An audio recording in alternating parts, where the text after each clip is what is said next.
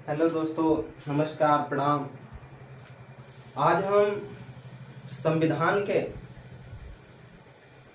और राज व्यवस्था का लीजिए पॉलिटी को स्टार्ट करेंगे और इसके परिचय के बारे में पहले जानेंगे कि ये चीजें होती क्या हैं। संविधान एवं राज व्यवस्था, बहुत टीचर जो है संविधान को पढ़ाते हैं, कॉन्स्टिट्यूशन को, वो भले बताते होंगे हम पॉलिटी को भी पढ़ा रहे हैं, वो इसको पढ़ाते हैं और सारी चीजों को छोड़ करके फिर चले जाते हैं। और जब छोड़ देते हैं तो दिक्कतें को सामना करना पड़ता है, और जब दिक्कतें होती हैं तो जानते हैं जब दिक्कतें होंगी तो बहुत से ज्यादा प्रश्न, सवाल, हर चीज खड़े होते हैं। तो इसमें हम देखेंगे कि जो संविधान एवं राज व्यवस्था क्या क्या चीज है, इनके बारे में देखेंगे। ठीक, संविधान एवं राज व्यवस्था के विषय में देखेंगे। जो संविधान है, पहले इसके बारे में जानेंगे कि जो संविधान है क्या चीज। कह सकते हैं सम और विधान। संविधान का मतलब सम और विधान। सम का मतलब सर्वोपरि, विधान का मतलब कानून, यानी जो सर्वोपरि कानून है वो संविधान है, ये भी कह सकते हैं। दूसरे तरीके से संविधान उन प्रावधानों का संग्रह है। संविधान उन प्रावधानों का संग्रह है जिसके आधार पर किसी देश का शासन व्यवस्था क्या करती है, चलाई जाती है। हम कह सकते हैं संविधान एक ऐसी प्रणाली है जिसके तहत किसी भी देश का जो नियम है, कानून है, उसके सिद्धांतों के आधार पर चलाए जाते हैं, वही क्या है, संविधान। संविधान फिर बार बार विधि शब्द आ रही है। विधि, ला क्या है, ला पे ही चलेगी। जब भी कोई चीज चलेगा कानून चलेगा। कानून क्या है, इसको देखते हैं। कानून क्या, ला। पहले इसके बारे में जानेंगे, ला क्या होता है, कानून। जब यही नहीं जानेंगे जिसका मतलब होता है विधि। ठीक, क्या विधि, कानून क्या है, बार बार हम भी कह रहे हैं। अब कानून के विषय में जब आप जानेंगे तभी ना संविधान को जानेंगे। तो इसको देखेंगे, कानून। कानून, विधि। विधि क्या है, किसी नियम संहिता को, किसी नियम संहिता को, कोई नियम है वो कहीं कोटबद्ध है, एक तरीके से सही लिखा गया है, नियम संहिता को कहते हैं। यानी जो विधि है, एक किसी नियम संहिता को हम कहते हैं। किसको, किसी नियम संहिता को हम क्या कहते हैं, विधि कह सकते हैं। फिर जो विधि है, विधि प्रायः इसी में विधि प्रायः जो विधि है प्रायः भली भांति विधि जो है प्राय भली भांति लिखी हुई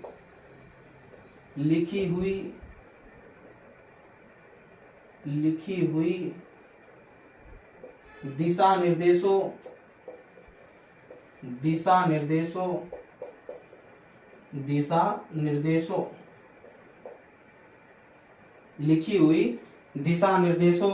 के रूप में होती है।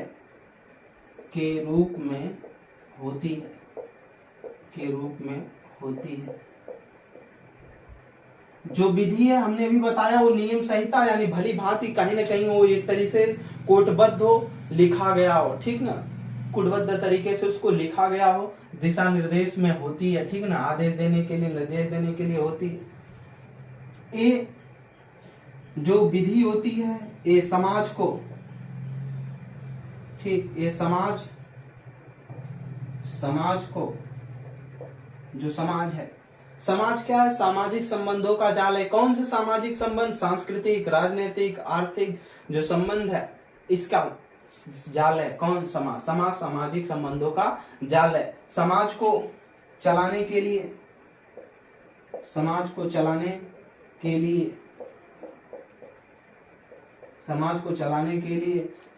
अत्यंत आवश्यक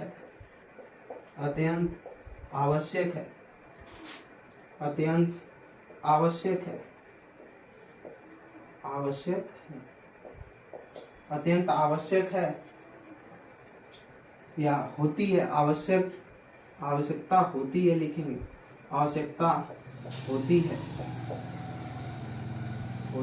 समाज को चलाने के लिए अत्यंत आवश्यकता होती है। विधि मनुष्य के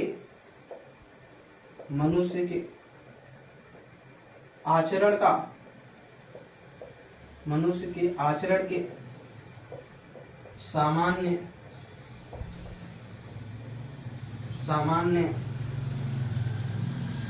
नियम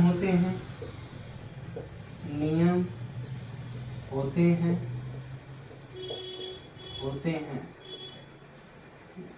जो राज्य के द्वारा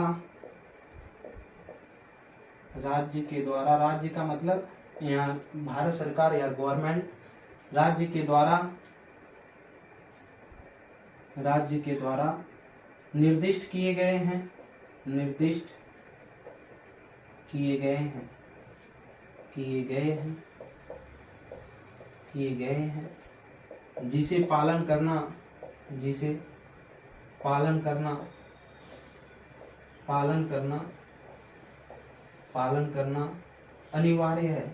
जिसे पालन करना अनिवार्य है, जिसे पालन करना अनिवार्य है। अब जो कानून है, विधि, हमने देखा कि किसी नियम संहिता को कहते हैं। लॉ किसे कहते हैं? किसी नियम संहिता को, यानी कोई नियम है कूटबद्ध किया गया, सही तरीके से भली भांति तरीके से क्या लिखा हुआ दिशा निर्देश के रूप में होता है, वो क्या है? विधि है। समाज को चलाने के लिए इसकी अत्यंत आवश्यकता होती है। अभी हम लोगों ने देखा कि जो संविधान है ये पूरे देश को चलाने की बात कर रहा है परिभाषा में, ठीक।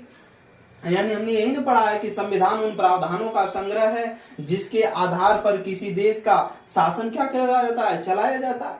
तो जब शासन चलाया जाता है तो ये समाज को चलाने के लिए क्या इसकी आवश्यकता होती है? किसकी? विधि की। और विधि जो होती है मनुष्य के आचरण के सामान्य नियम होते हैं। हमारे आचरण अभी देखेंगे कैसा आचरण है कि बात कर रहा है कि सामान्य नियम होते हैं। प्रत्येक व्यक्ति का आचरण उसका एक नियम होता है कि हम सदा अपने बाएं तरफ चलें, ये हमारे आचरण का स्वभाव है, ठीक। और जो राज्य के द्वारा निर्दिष्ट किए गए, राज्य इसको कानूनी तौर तरीके पर मान्यता दिया हुआ है पालन करने के लिए, जिसका पालन करना सबका क्या है?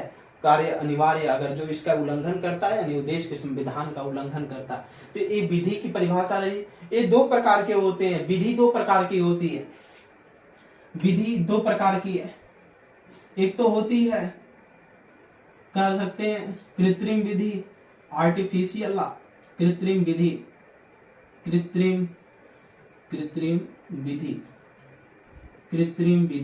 Artificial law. और जो दूसरा होता है ये प्राकृतिक लॉ होते हैं, नेचुरल लॉ, प्राकृतिक विधि। एक नेचुरल लॉ और दूसरा आर्टिफिशियल लॉ, दो प्रकार के होते हैं। आर्टिफिशियल लॉ जो मानव ने बनाया और प्राकृतिक लॉ जो ईश्वर ने दिया है। जैसे हम नेचुरल लॉ में देख सकते हैं कि सूर्योदय, जो सूर्य का उदय होता है हमेशा पूर्वोत्तर से होता है, पूर्व और उत्तर के बीच से होता है, पूर्व से नहीं पूर्वोत्तर से होता है, ठीक। ईस्ट से, कुछ लोग मानते हैं कि पूर्व से होता है लेकिन पूर्वोत्तर से होता है। तो ये प्राकृतिक विधि है। सूर्य हमेशा पूर्वोत्तर से उगेगा और हमेशा अस्त कहाँ होगा? इधर पश्चिम में होगा, दक्षिण पश्चिम में, ठीक। तो ये उसका सिस्टम की होता रहेगा। आगे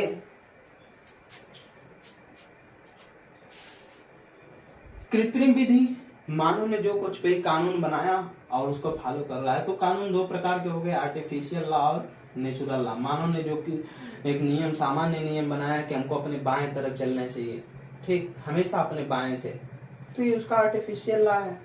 जिसको बनाया है उसका पालन करता है और इसका अगर उल्लंघन करता है तो कानून का उल्लंघन करने पर दंड बनाए गए हैं, उसको भारतीय दंड संहिता में बताया गया, उसे दंडित किया जा सकता है। तो ये रहा लॉ, कानून, जिसको जानना बहुत जरूरी है। अगर इसको नहीं जानते तो संविधान का पढ़ने का कोई मतलब ही नहीं निकलता। ये नियम संहिता होते हैं, विधि प्राय भली भांति लिखी हुई दिशा निर्देश के रूप में होती है जो समाज को चलाने के लिए अत्यंत आवश्यक होते हैं। और विधि मनुष्य के आचरण के क्या होते हैं? सामान्य नियम होते हैं जो राज्य के द्वारा निर्दिष्ट किए गए हैं, जिसे पालन करना क्या होता है? अनिवार्य होता है। और ये लॉ दो प्रकार के होते हैं, आर्टिफिशियल लॉ और नेचुरल लॉ, ठीक। आगे अब हम देखेंगे संविधान के बारे में। विधि के बारे में हम लोगों ने देखा, अब संविधान के विषय में देखेंगे कि संविधान होता क्या है। ठीक, क्या देखेंगे? संविधान।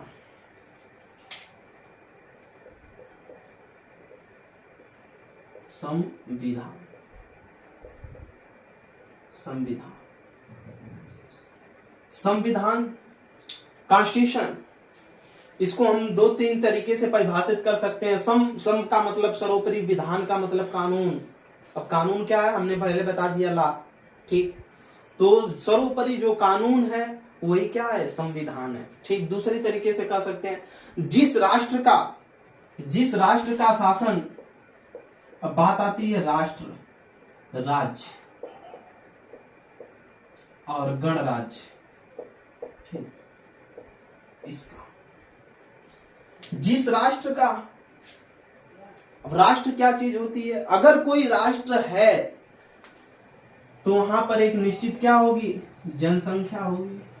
जनसंख्या, एक निश्चित जनसंख्या होगी और एक निश्चित क्षेत्रफल होगा। क्षेत्रफल होगा तभी जो जनसंख्या होगी, और उसका एक संविधान होगा लिखित।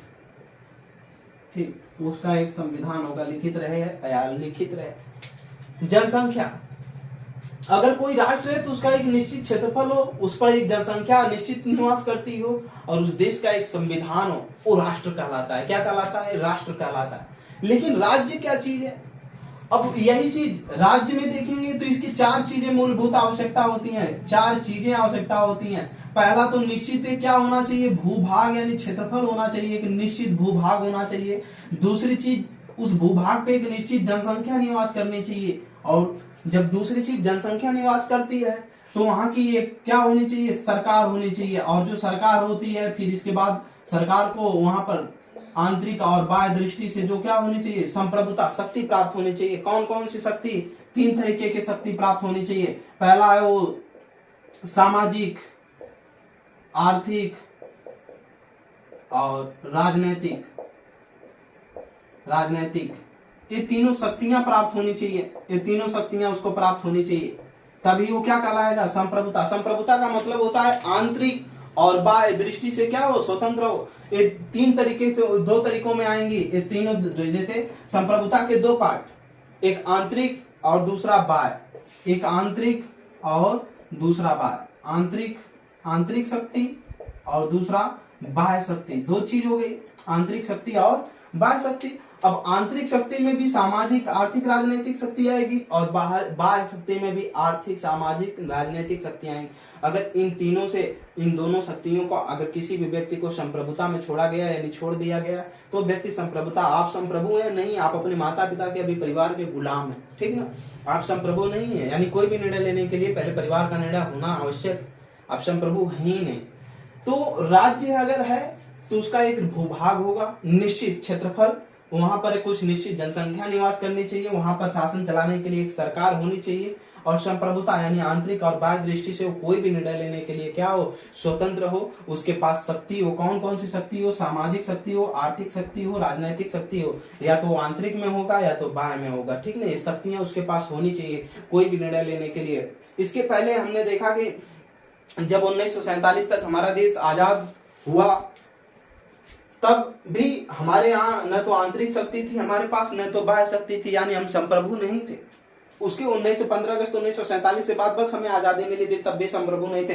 क्योंकि जो भी 26 जनवरी 1950 तक, जब तक हमारा संविधान पूर्ण रूप से लागू नहीं हुआ, जब तक हम 26 जनवरी 1950 को संप्रभु घोषित नहीं हुए, जब तक 26 जनवरी 1950 तक हम संप्रभु नहीं घोषित हुए, तब तक अंग्रेजों हमारे ऊपर शासन किया, उनकी विधि से हम काम करते थे। ठीक, संप्रभु हो गए तब से लेकर के 26 जनवरी 1950 को, जब से संप्रभु हमारा भारत हुआ है, तब से लेकर के 26 जनवरी मनाई जाती है। और आंतरिक और बाह्य दृष्टि से हमें शक्तियां प्राप्त हो गई। सामाजिक तरीके से भी हम कोई निर्णय ले सकते हैं कि हम किस देश के साथ कैसा क्या करेंगे, आर्थिक रूप से किस देश के साथ व्यापार करेंगे या नहीं करेंगे, छोड़ेंगे, किस देश के साथ हमारा राजनीतिक संबंध कैसा होगा, ये हमारे ऊपर डिपेंड करता है। भारत ये चीज है, भारत के ऊपर डिपेंड करता है। ये बाह्य दृष्टि से भी हो सकता है, उसके अंदर भी।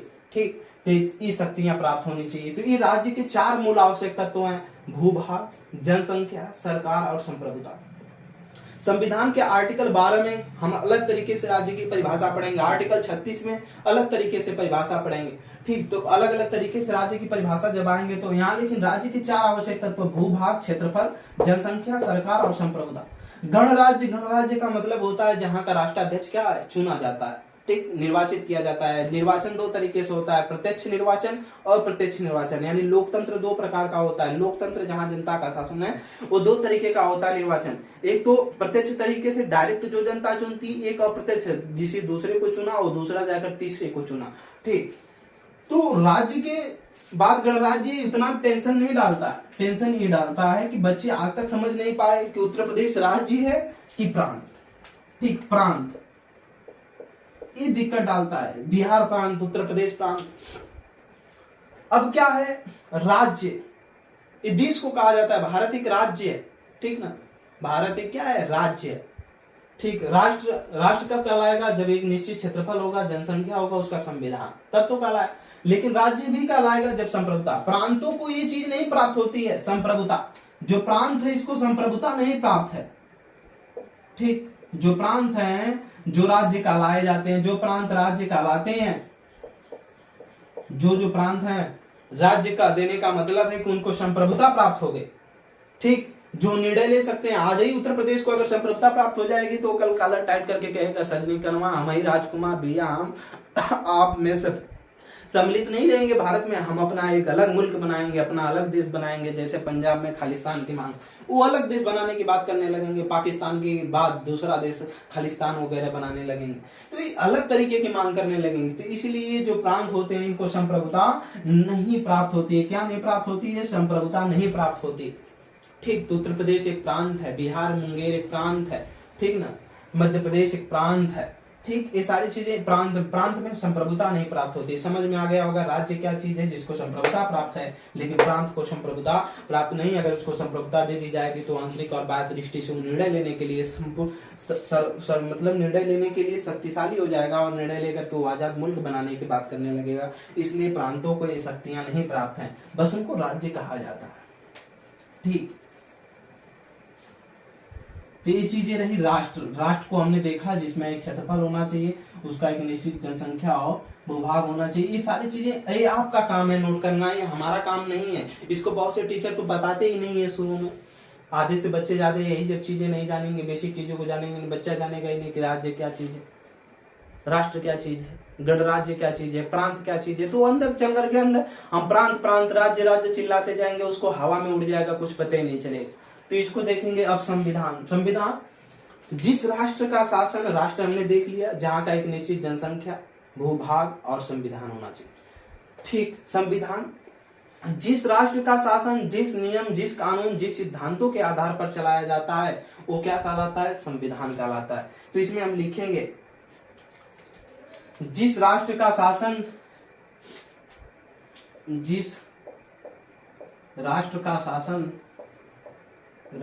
शासन, जिस राष्ट्र का शासन, जिस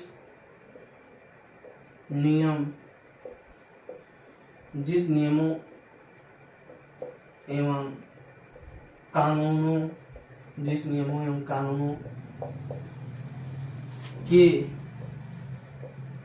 सिद्धांत के आधार पर चलाया जाता है, के सिद्धांत के आधार पर चलाया जाता है, के आधार पर चलाया जाता है,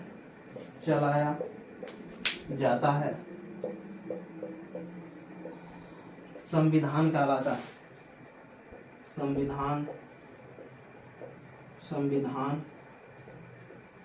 कहलाता है। क्या कहलाता है, संविधान कहलाता है। क्या कहलाता है, संविधान कहलाता है, ठीक। और अथवा इसका हम दूसरे तरीके से परिभाषा भी देख सकते हैं, अथवा दूसरे तरीके से देखेंगे इसकी परिभाषा। संविधान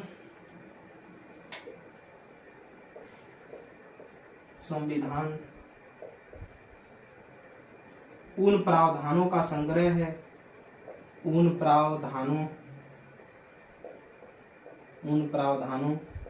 का संग्रह है, संविधान उन प्रावधानों का संग्रह है जिसके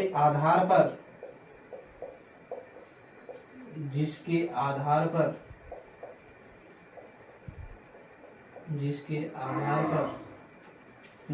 आधार पर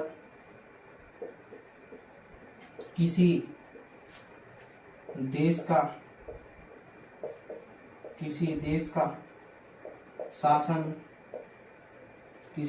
शासन चलाया जाता है। किसी देश का शासन चलाया जाता है, यानी देखेंगे जिस राष्ट्र का शासन, राष्ट्र को हमने देखा शासन, जिस नियमों पे, नियम रूल और लॉ दोनों में अंतर होता है, समझिएगा, रूल और लॉ, ठीक, दोनों अलग अलग हैं, लॉ और रूल। अब हमने रूल, जो नियम है, एक कानूनों से ही निकल करके नियम बनते हैं, ठीक, कोई कानून है, छुआछूत का कोई कानून है, ठीक ना, शरीर संरक्षण अधिनियम जो है 1985 वाला, उस कानून को देख लेते हैं, या SC/ST एक्ट जो आया कानून 89 वाला, उसको देख लेते। उसके अंतर्गत एक नियम बनाया गया कि जो दलितों को, SC/ST को मारेगा उसके खिलाफ मुकदमा दर्ज हो जाएगा, आजीवन कारावास हो जाएगा। यानी कानून से निकल करके क्या बनते हैं, नियम बनते हैं, रूल, लॉ से रूल बनते हैं, ठीक, समझ में आ गया होगा।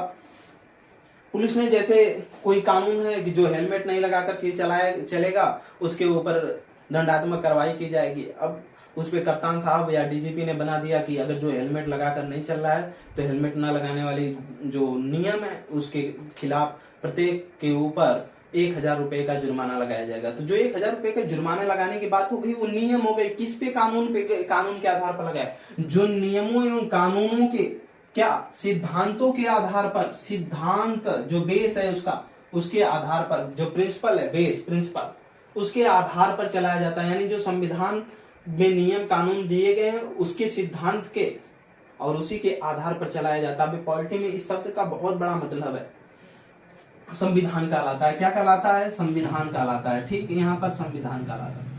अथवा संविधान उन प्रावधानों का संग्रह है, किसका, उन प्रावधानों का संग्रह है जिसके आधार पर हम किसी देश का क्या चलाते हैं, शासन चलाते हैं, ठीक। ये संविधान उन प्रावधानों का संग्रह है जिसके आधार पर हम किसी देश का क्या चलाते हैं, शासन चलाते हैं। या हम दूसरे तरीके से, इसको हमने अभी बताया कि इसको हम कह सकते हैं सर्वोपरि, सम और विधान, दो तरीके से लिख सकते हैं, सम और विधान, ठीक, सम और विधान, सम और विधान, सम और जो विधान है, सम का मतलब सर्वोपरि, और सर्वोपरि और विधान का मतलब कानून। जो सर्वोपरि क्या है, कानून है या विधि है, यही क्या है, संविधान, जो कि सर्वोच्च है। आगे ये तो रहा संविधान। संविधान के जो जनक माने जाते हैं, इसके जो जनक है, ठीक ना, संविधान के जनक, इसको लिखेंगे जनक, फादर ऑफ कॉन्स्टिट्यूशन, जनक, ये डॉक्टर B.R. अम्बेडकर माने जाते हैं, डॉक्टर B.R.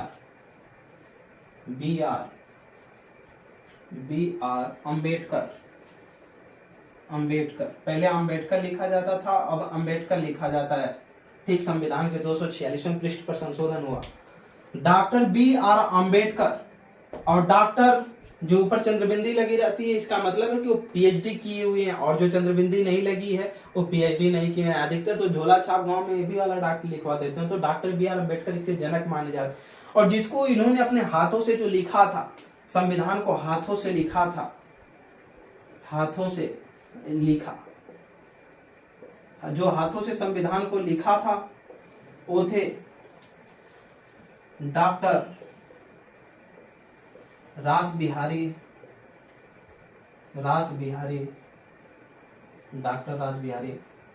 नारायण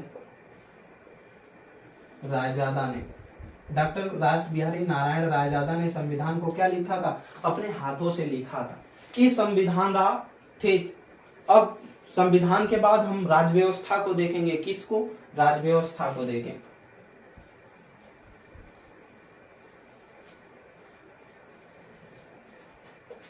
और हमारे मूल संविधान में संशोधन नहीं होता है, वो तो नाइट्रोजन में रखा गया दिल्ली के सेंट्रल हॉल में, ठीक। दिल्ली के सेंट्रल हॉल में हमारे मूल संविधान को क्या किया गया है, रखा गया, उसमें संशोधन कभी नहीं होता है, वो तो डुप्लीकेट कापियों में संशोधन होता है। मूल संविधान हमारा नाइट्रोजन में इसलिए रखा गया है क्योंकि नाइट्रोजन में कोई भी चीज जल्दी खराब नहीं होती, नहीं तो उसके पन्ने पीले पड़ करके खराब है। आगे हम देखेंगे दूसरे नंबर पर अब राज व्यवस्था को। किसको? अब राज व्यवस्था को देखेंगे कि राज व्यवस्था है क्या चीज। राज व्यवस्था, पॉलिटी, राज व्यवस्था। अब इसको देखेंगे, पॉलिटी को देखेंगे। जब राज व्यवस्था में राज व्यवस्था संविधान का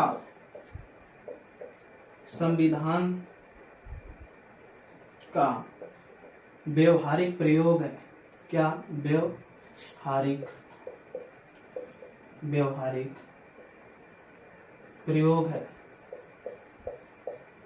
प्रयोग है। ठीक। जो राज व्यवस्था है ये संविधान का क्या है? व्यवहारिक प्रयोग है। जो राज व्यवस्था है ये संविधान का व्यवहारिक प्रयोग है। व्यवहारिक प्रयोग का मतलब आम जीवन में, जनजीवन में जो यूज किए जाते हैं। और संविधान में भी हमने देखा कि क्या है? उन प्रावधानों का संग्रह है। उन प्रावधानों का संग्रह है जिसके आधार पर क्या चलाया जाता है? देश चलाया जाता है। जिसके आधार पर उसका जो देश है उस पर देश चलाया जाता है। ठीक, इसको अभी हमने देखा। तो संविधान जो है, राज व्यवस्था जो है, संविधान का क्या है? व्यवहारिक प्रयोग है। यानी संविधान में जो नियम कानून दिए गए हैं उसी का हम व्यवहारिक जीवन में यूज करते हैं। देखेंगे राज व्यवस्था संविधान का व्यवहारिक प्रयोग है। आगे देखेंगे इसमें संविधान के लागू करने के क्रम में संविधान के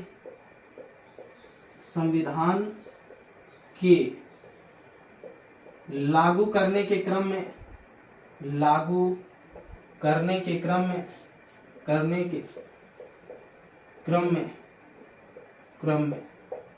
जो मामले मुद्दे आवलिक वाद विवाद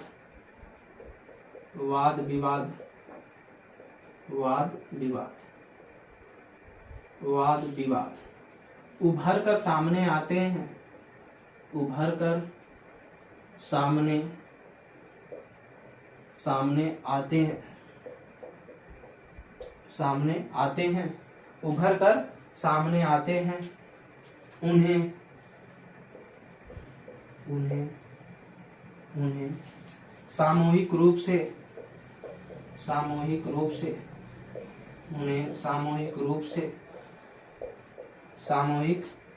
उन्हें सामूहिक रूप से राज व्यवस्था कहते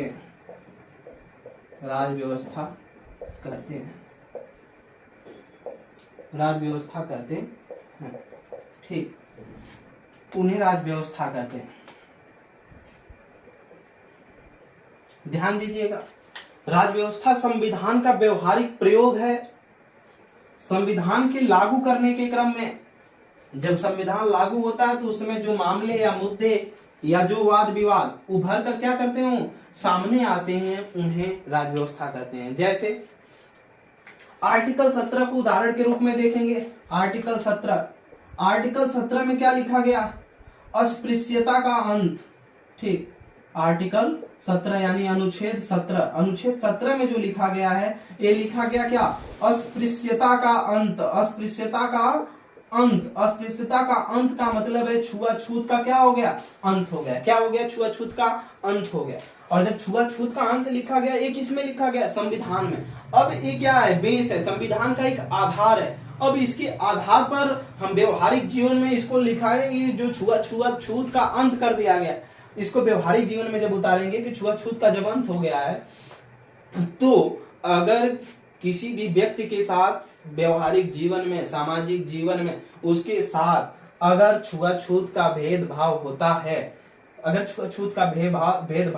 यानी अस्पृश्यता होती है, तो उसके मामले, इसके जब छुआछूत होगा तो जो मामले या मुद्दे या वाद विवाद उभर करके सामने आएंगे, वो राज व्यवस्था उसको क्या करती है? हल करती है।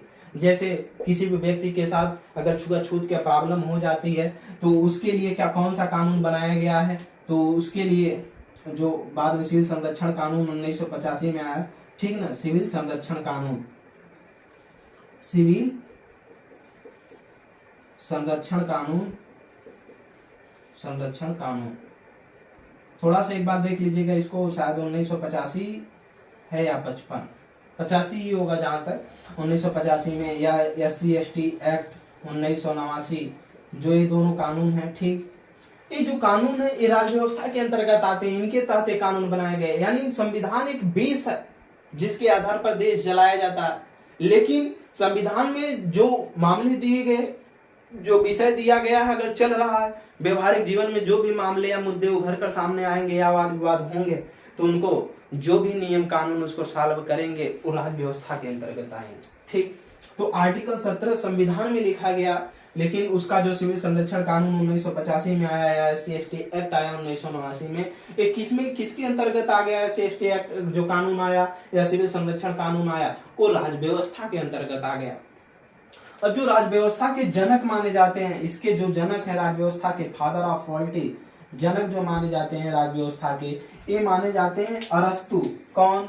अरस्तु। इसको याद रखेंगे, जो सिकंदर के गुरु थे, बायोलॉजी के भी जनक माने जाते हैं अरस्तु। राज्य व्यवस्था के जनक कौन है? अरस्तु माने जाते हैं, ठीक। यहाँ तक हम लोगों ने देखा संविधान और राज्य व्यवस्था में अंतर। संविधान क्या है?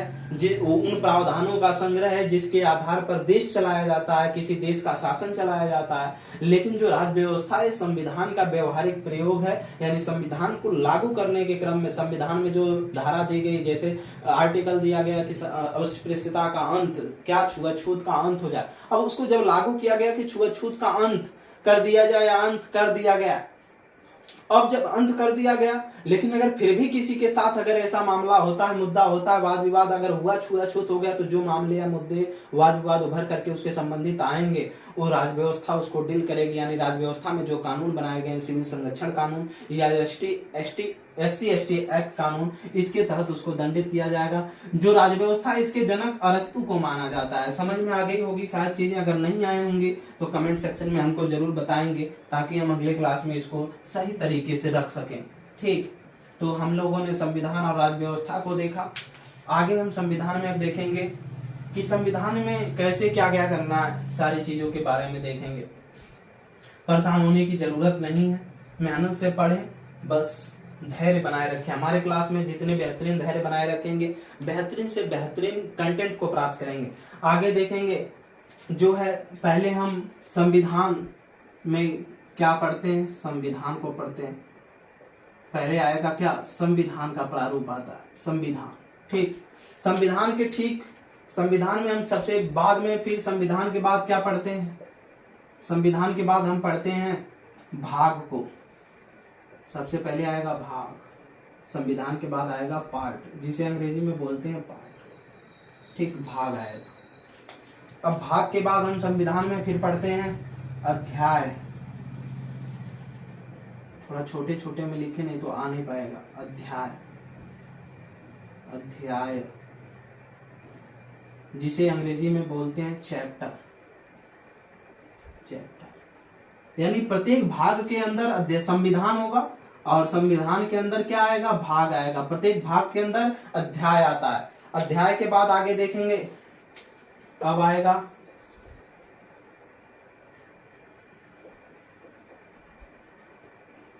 अध्याय। अध्याय के बाद अनुच्छेद, अनुच्छेद, अनुच्छेद, जिसे अंग्रेजी में बोलते हैं आर्टिकल, आर्टिकल, ठीक, आर्टिकल बोलते हैं। और प्रत्येक अनुच्छेद के अंतर्गत जो आते हैं, ये आते हैं खंड। क्या आते हैं? खंड, जिसे बोलते हैं क्लाज, क्लाज। और प्रत्येक खंड के अंदर आते हैं उपखंड। क्या आते हैं? उपखंड। क्या आते हैं? उपखंड। किसके अंतर्गत? प्रत्येक खंड के अंतर्गत। सॉरी, इसको थोड़ा कलर चेंज कर दें। खंड, खंड के बाद क्या आते हैं? उपखंड आते हैं। क्या आते हैं? उपखंड, उपखंड, उपखंड आते हैं, जिसे बोलते हैं सब क्लाज, सब क्लाज, ठीक। ये संविधान का मूल चीज यही है। अगर इसको समझ लिए तो संविधान में समझना एकदम आसान हो जाएगा, सब कुछ आसान हो जाएगा। आगे देखेंगे हम इसको। संविधान जो संविधान है, संविधान के अंतर्गत भाग को, भाग के अंतर्गत अध्याय को, अध्याय के अंतर्गत अनुच्छेद को, अनुच्छेद के अंतर्गत खंड को, खंड के अंतर्गत उपखंड को हम पढ़ते हैं। ठीक, तो जो संविधान है, संविधान के अंतर्गत पहले भाग आएगा, भाग। ठीक, हम उदाहरण के रूप में किसको ले लेते हैं, किसी को ले लेते हैं। मान लेते हैं कि हमने ले लिया भाग 3, उदाहरण के रूप में हमने ले लिया भाग 3। किसको, भाग 3 को। भाग 3 उस चैप्टर का अध्याय जो है क्या है, अध्याय भाग 3 के अंतर्गत मौलिक अधिकार, मौलिक अधिकार। ठीक, मौलिक अधिकार। अब मौलिक अधिकार ये भाग 3 ही है। अब इसमें कई चैप्टर है, जैसे स्वतंत्रता का अधिकार, समानता का अधिकार, शोषण के विरुद्ध अधिकार, सामाजिक धार्मिक अधिकार, फिर है अल्पसंख्यकों को जो हितों का अधिकार है, संपत्ति का अधिकार था, निकाल दिया गया 31 में, फिर संवैधानिक उपचारों का अधिकार। तो इसके कई चैप्टर है। ठीक, तो अब चैप्टर इसमें हम देख लेते हैं स्वतंत्रता का अधिकार, चैप्टर का नाम स्वतंत्रता का अधिकार। ठीक, स्वतंत्रता का अधिकार, स्वतंत्रता का अधिकार, ये चैप्टर का नाम हो गया। कौन सा चैप्टर है, देखा जाए तो दूसरा चैप्टर है। आर्टिकल 19 से लेकर कहां तक है, अनुच्छेद 19 से 22 तक। कहां तक, अभी अनुच्छेद हो गया 19 से 22 तक हो गया। अब इसके खंड में देखेंगे दिया गया होगा 19(1), इस तरह से करके दिया होगा, एक क्लाज हो गए। लेकिन अगर कहीं फिर प्रेस की स्वतंत्रता अगर देखें तो इस तरह से दिया गया होगा, आर्टिकल 19 क्लाज फर्स्ट, फिर सब क्लाज ए, इस तरह से दिया गया होगा। और ए इस तरह से आर्टिकल बस केवल फर्स्ट दिया गया होगा। ठीक, केवल फर्स्ट दिया गया होगा, इस तरह से करें। Article 19 clause first, article 19 clause first, इस तरह से जो करके दिया गया है।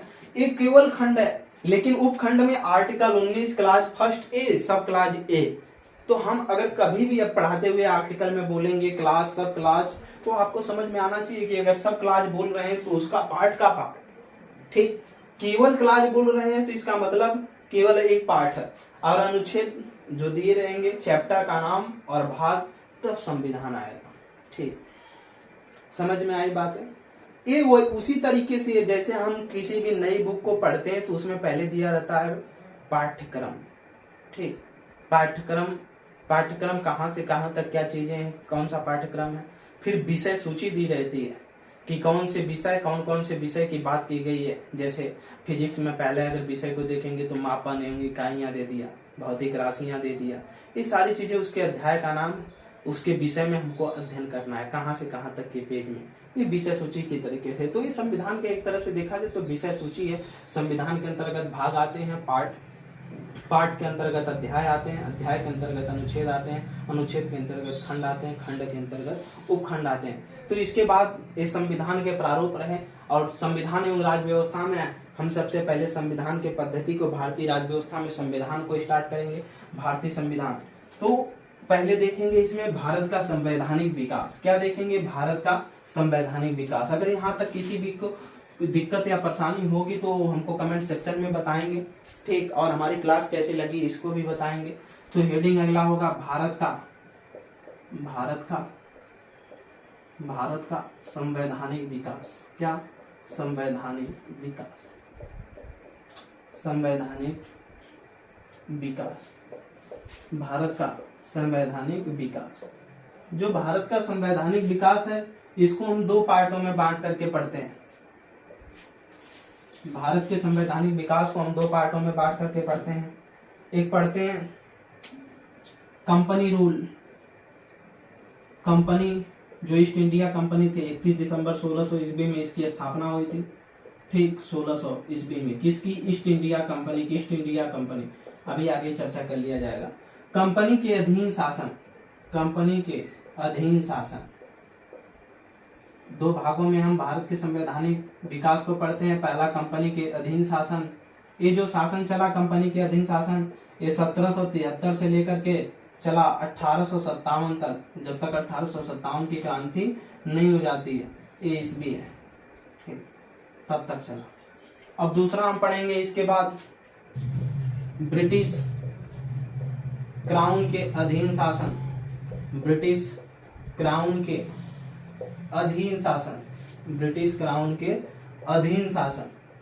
ब्रिटिश क्राउन के अधीन शासन। ब्रिटिश क्राउन के अधीन जो शासन चला ये 1858 महारानी विक्टोरिया जब से आई, और 1858 से चला कब तक, 1947 तक, जब तक हमारा देश आजाद नहीं हुआ तब तक ये चला। ठीक, 1857 से 1947 तक चला। तो ये दो चीजें को भारत के संवैधानिक विकास में हमें पढ़ना, पहला कंपनी के अधीन यानी ईस्ट इंडिया कंपनी के अधीन जो शासन चला, दूसरा ब्रिटिश क्राउन के अधीन शासन चला। तो कल हम कंपनी के अधीन के शासन के अंतर्गत देखेंगे कैसे क्या क्या हुआ। तो आज के लिए इतना ही, धन्यवाद, प्रणाम। आगे हमारे चैनल को ज्यादा से ज्यादा सब्सक्राइब करें, लाइक करें, शेयर करें और मेहनत से पढ़ें, और मेहनत के साथ साथ पढ़ाई में लगाओ, एक चीज बहुत जरूरी होता है। ठीक, मंजिल मिले या ना मिले तो मुकद्दर की बात है, और हम कोशिश भी ना करें एक गलत बात है। कोशिश करनी चाहिए, हर संभव कोशिश करिए। सफलता एक जिद है और सफलता पाने के लिए संघर्ष करना जरूरी है। बिना संघर्ष की कोई सफलता मिलना मुश्किल है। ठीक, धन्यवाद, प्रणाम।